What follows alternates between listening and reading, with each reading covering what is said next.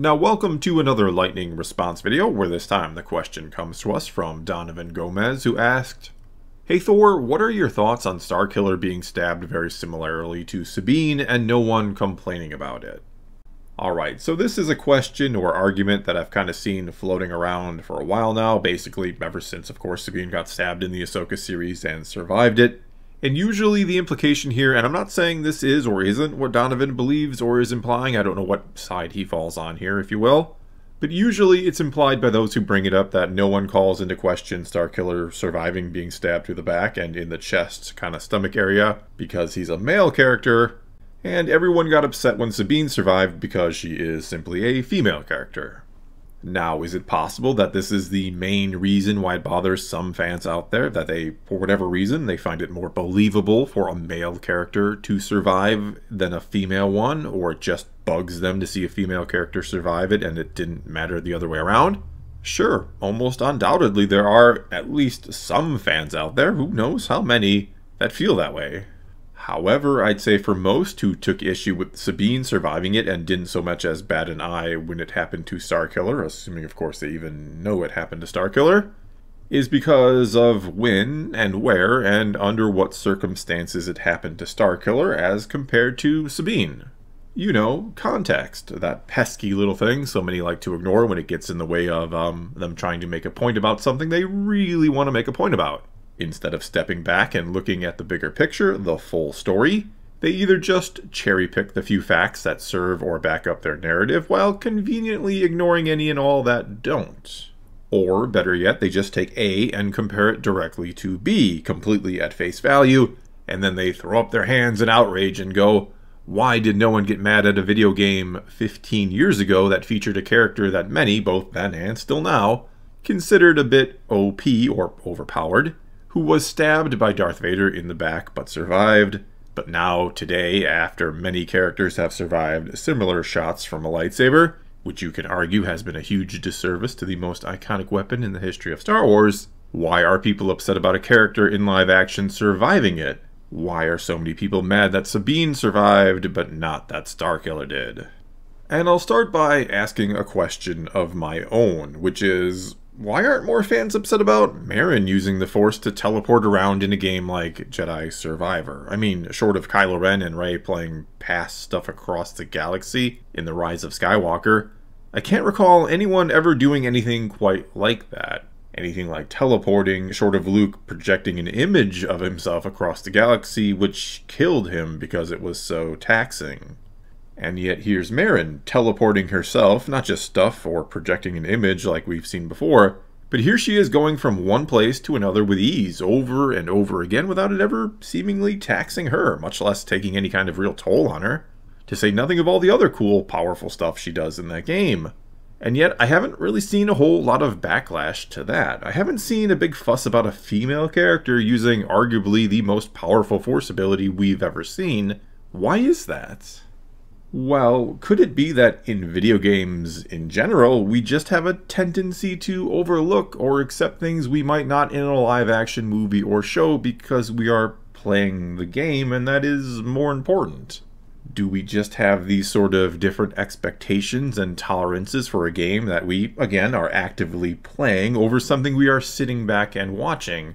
Again, a lot of people do indeed think that Starkiller, for example, is rather OP. I tend to think that, yeah, he's a bit OP. But damn, is it fun to play as him and do all that cool stuff, right? And even if Starkiller had been a female character 15 years ago in that game, I still would have found her fun to play. I don't think I would have questioned her power level any more than I did male Starkillers, or been bothered by her getting stabbed and surviving a lightsaber, mainly because, and I know this will be hard for some people to believe, but 15 years ago, and even before, we weren't really obsessed with the gender of characters. Most of us honestly didn't even really notice or care about that sort of thing. We just played games, we watched movies and shows, and we enjoyed them for what they were, or didn't for what they weren't. And we never had to ask ourselves if the story, or a certain character, was being written or handled a particular way in order to somehow make a point about the real world, like we do nowadays. And along with this, along with just getting into the character and the story, it was a rather cool part of the story for Starkiller, right? Here we were, playing that game, being that character, thinking we're about to fight side by side with Darth Vader against Palpatine, and he turns on us and literally stabs us in the back. He then proceeds to ragdoll us around a little bit, and then launches us out into space, before later rescuing us and saving our life because it was all a show for Palpatine.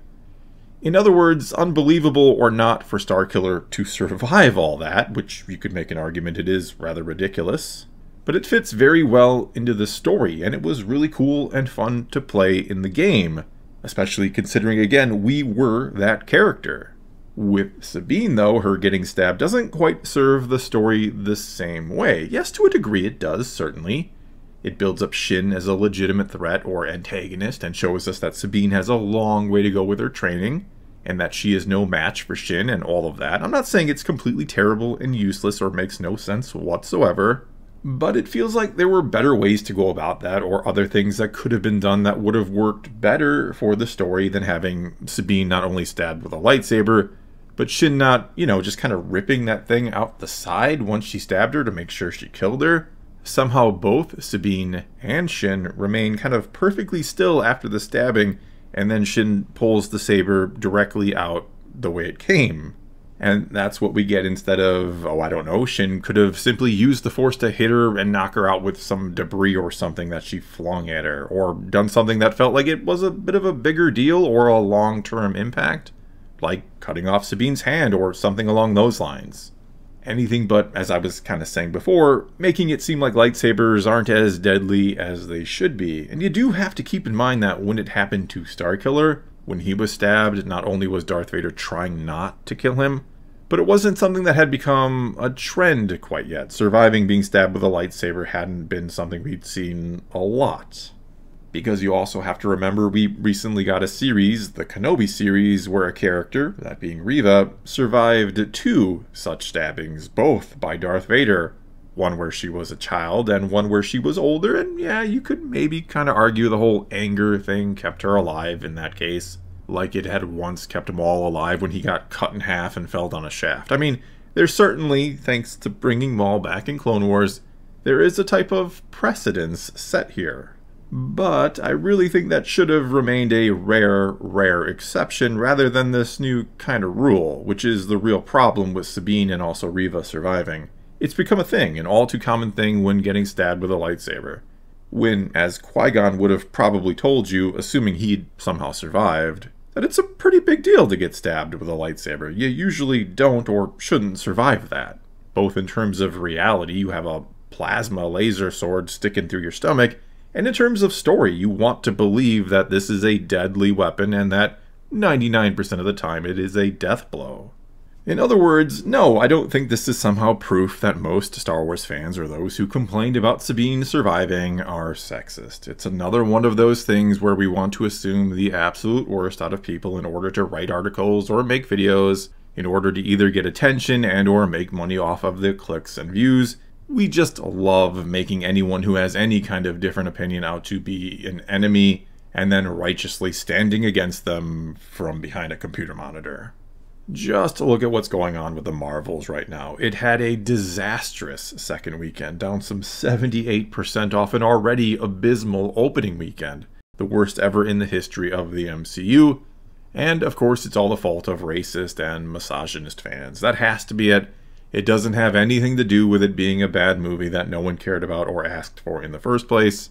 It can only be the thing we say it is, the thing we always say it is, that coincidentally we claim is wrong with so many things in the world, virtually everything apparently.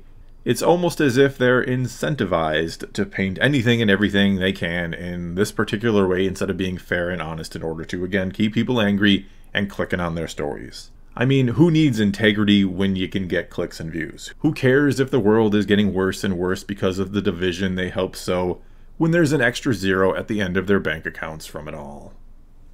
Well, that's all I got for you this time. Now it's your turn. Take to the comments below and tell me what you think of anything and everything I had to say here. Or, of course, you can always ask a question for a future lightning response video. You just gotta start your comment off with "Hey Thor" and then fire away. But whatever you choose to do, leave a comment below. Let's talk some Star Wars. And until next time, thanks for watching.